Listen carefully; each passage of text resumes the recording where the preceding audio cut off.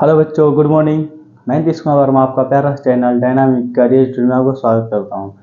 तो इस लेक्चर में मैं क्लास 12th का प्रैक्टिस सेट करवाने वाला हूं। क्लास 12th का प्रैक्टिस सेट केमिस्ट्री के लिए। तो आज मैं हिंदी में आपको बताऊंगा क्लास 12th का प्रैक्टिस सेट। ओके, तो क्वेश्चन क्या कहता है, सुनते हैं। कहता है कि लोहे के अयस्क का नाम बताना है। ठीक है, समझते हैं। लोहे के दो अयस्कों के नाम लिखें। लोहे के दो अयस्कों के नाम लिखें। लिखो नाम। लोहे के दो अयस्कों के नाम एवं सूत्र लिखें। ये सब याद रखना, ठीक है। तो कहता है कि लोहे के अयस्क के नाम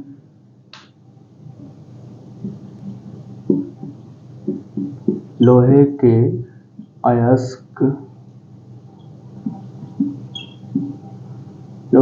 अयस्क के नाम, ठीक है। लोहे के अयस्क के नाम देखो, सबसे पहले तो इसका होता है दो, क्या 3 4 5 आपको बता देते हैं, याद रखना है। एग्जाम में आपको 2 नंबर में 3 नंबर में आपका पूछेगा।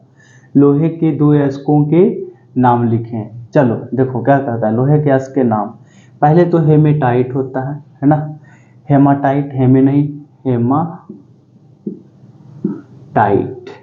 Fe2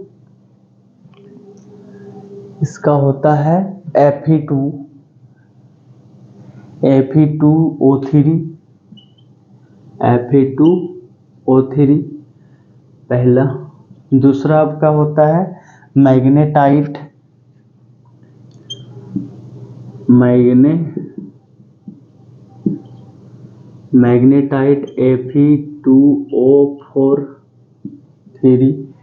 Fe2O4 सीडेराइट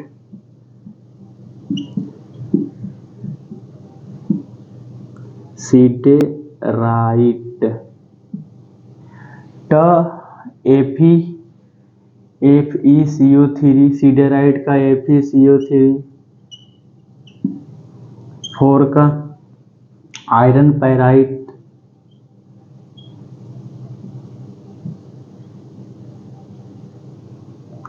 पाइराइट होता है।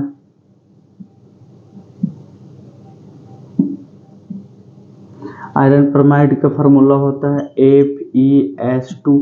कोई दिक्कत नहीं है। एक और लिख लो,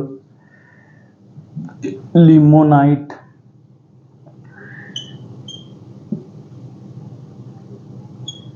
लिमोनाइट 2Fe2O3 into 3H2O।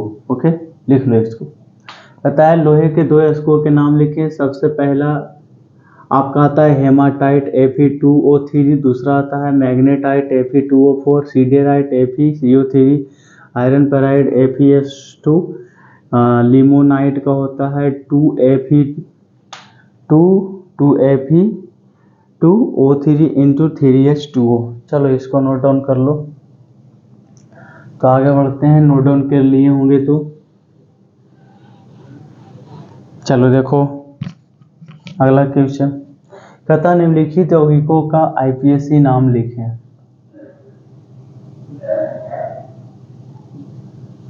निम्नलिखित यौगिकों का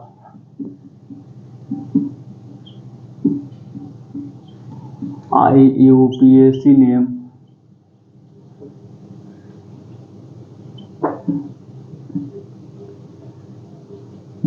नेम लिखें।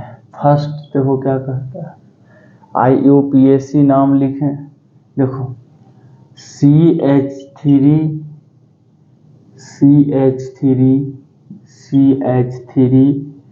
CH2OH, ये आपका दिया गया है। दूसरा आपका है CH3CHOH CH2 CH2OH, ठीक है। 3 देखो, 3 में आपका क्या कहता है, CH3 CHOH COOH। 4 आपका क्या बोलता है, CH3 COOH CH2 होगा ना यहाँ पे, CH2 COOH, इसका नाम लिखना है। तो सबसे पहले स्टार्ट यहाँ से करते हैं बच्चों। देखो ये सब क्वेश्चन आपको क्वेश्चन बैंक NCERT से ही आपको लाया गया है, तो इसको ध्यान से पढ़ें, यही पढ़ें, ज़्यादा ना पढ़ें। 1 2 3 देखो इसमें होगा 2 2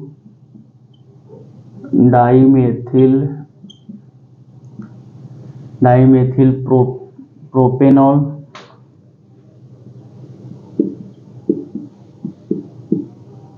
2 डाईमेथिल प्रोपेनॉल लिखोगे। 1 2 3 4, ओके। इसमें देखो 2 अगर आपका फंक्शनल ग्रुप एक ही हो तो क्या करोगे, एक का हाइड्रोक्सी, एक का आपका क्या करना है, फंक्शनल ग्रुप लेना है, यानी कि 3 हाइड्रोक्सी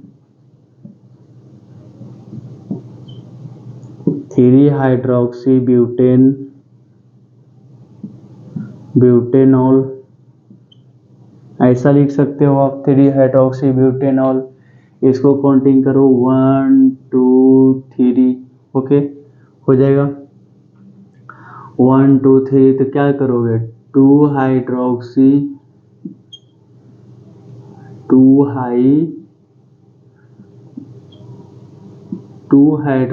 प्रोपेनॉल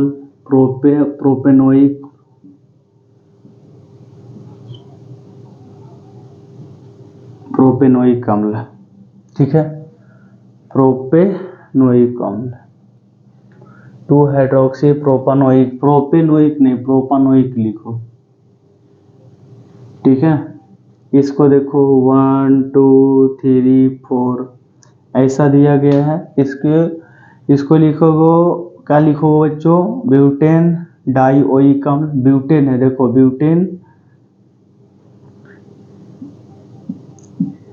ब्यूटेन डाइओइक अम्ल, ठीक है, ब्यूटेन डाइओइक अम्ल, ओके। इसको आप नोट करो, ब्यूटेन डाइओइक अम्ल। और देख लो 5,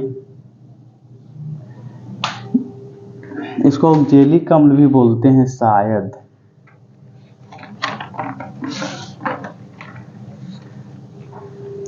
चलो 5 देखो, CHCOOH Cl इस तरीका का दिया हुआ है। तो डाइक्लोरो एस्टिक अम्ल भी बोल सकते हैं इसको, डाइक्लोरो एसिटिक अम्ल,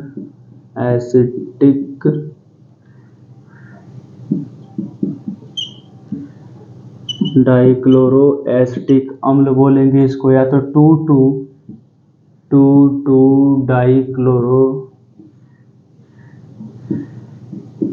डाइक्लोरो एथेनोइक अम्ल,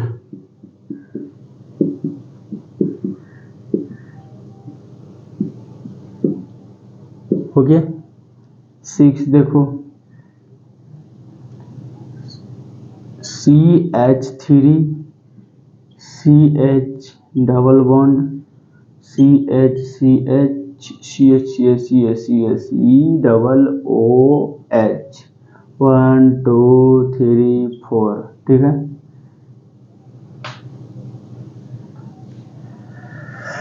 देखो सबसे पहले क्या करना है, ब्यूट लो, ब्यूट 2 इन 1 ओइक अम्ल,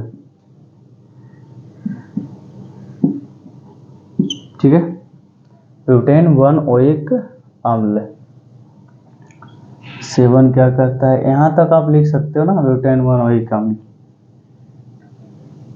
आगे है आपका CH3 C double bond O CH2 C double OH 1 2 3 4। क्या लिखोगे, 3 पे क्या है, कीटोन है, 3 कीटो 3 क्यूटे ब्यूटेनोइक अम्ल, ब्यूटेनोइक अम्ल कीटो लिख सकते हैं। आपको इसका आप प्रतिस्थापन बनाओगे तो कीटो हो जाता है, ठीक है। तो 3 कीटो ब्यूटेनोइक अम्ल। चलो ये आपका IPSC नेम आपका 7 क्लियर हुआ है ना। तो इसको आप नोट डाउन करो ना जल्दी से।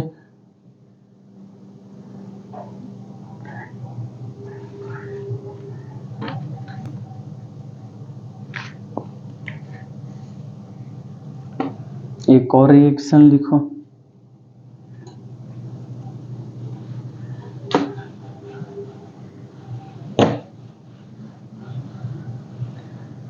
कहता है बेंजीन की अभिक्रिया एथिल ब्रोमाइड से, कहता है बेंजीन की अभिक्रिया एथिल ब्रोमाइड से निर्जल LCl3 की उपस्थिति में करवाते हैं तो एथिल बेंजीन बनता है।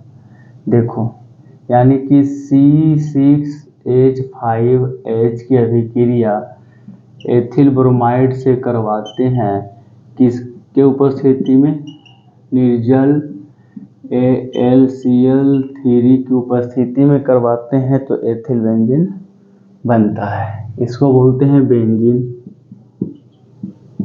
बेंजीन इसको बोलते हैं एथिल ब्रोमाइड। ओके, ये आपस में रिएक्शन करेगा, बना देगा HBr और साथ में C6H5C2H5, इसको बोलते हैं एथिल, इसको बोलते हैं बेंजीन, ठीक है। इसको स्ट्रक्चर वाइज भी देख सकते हो। हम तो कहें ज़्यादातर स्ट्रक्चर से ही बनाओ, अच्छा रहेगा, क्या है कि देखने में इसका अच्छा लगता है, विजुअलिटी अच्छी आती है। इसके ऊपर H रहता है, आपको पता होगा, Br2C5, मतलब दोनों का एक ही है, केवल स्ट्रक्चर में है, बाकी सेम रहेगा। इसके ऊपर C2H5HBr, ये भी एथिल बेंजीन है। चलो इसका राम कहानी क्या है, लिखो बेंजीन की अभिक्रिया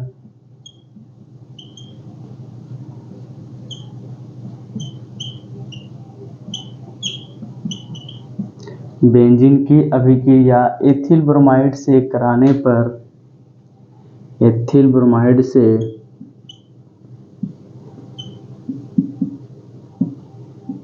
एथिल ब्रोमाइड से निर्जल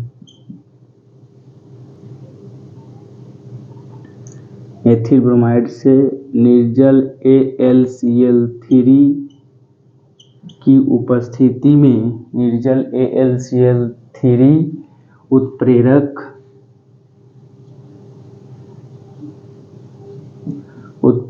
की उपस्थिति में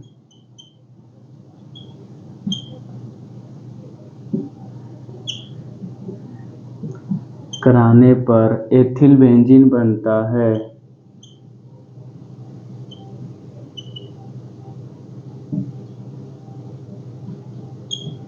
ओके, लिख लिए।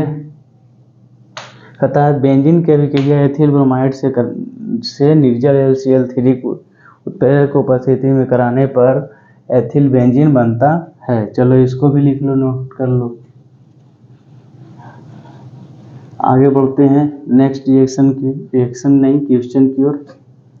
अगला कहता है कि नेटवर्क ठोस किसे कहते हैं, नेटवर्क ठोस किसे कहते हैं। चलो नेटवर्क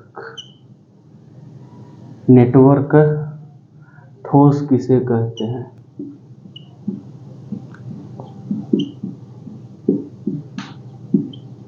किसे कहते हैं, एक उदाहरण द्वारा एक उदाहरण दे। चलो दो एक उदाहरण, आंसर लिखो इसका। नेटवर्क ठोस किसे कहते हैं? वैसे ठोस जिनके अणु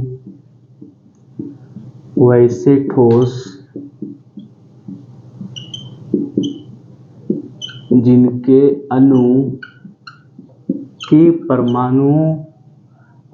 परमाणुओं के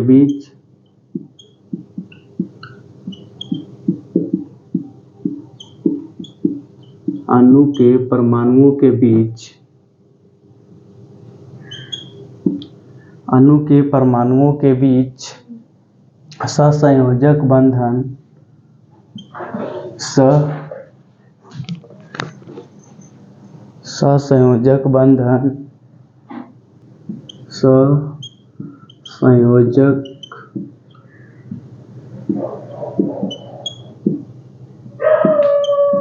सहसंयोजक बंधन बल लगता हो उसे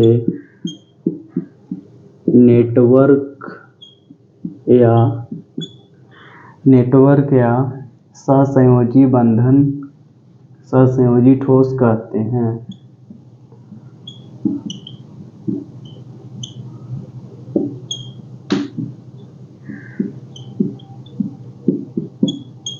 सहसंयोजी ठोस कहते हैं। चलो देखो, कहता है नेटवर्क ठोस किसे कहते हैं, एक उदाहरण द्वारा समझाएं। वैसे ठोस जिसके अणु के परमाणुओं के बीच सहसंयोजन बंधन का बल लगता हो उसे नेटवर्क या सहसंयोजी ठोस कहते हैं। जैसे एग्जाम्पल भी पूछ रहा है ना, जैसे मैं आपको एग्जाम्पल बता दूं, हीरा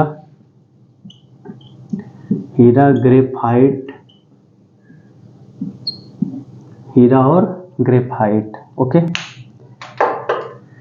है ना। इस तरीके से आपके क्लास 12 का हिंदी का केमिस्ट्री का प्रैक्टिस सेट, क्लास 12 केमिस्ट्री का प्रैक्टिस सेट आपका चल रहा है, जिसमें आपका ये सारी बातें जो भी बताया जा रहा है एग्जाम के पॉइंट ऑफ व्यू से बहुत ही इम्पोर्टेंट है।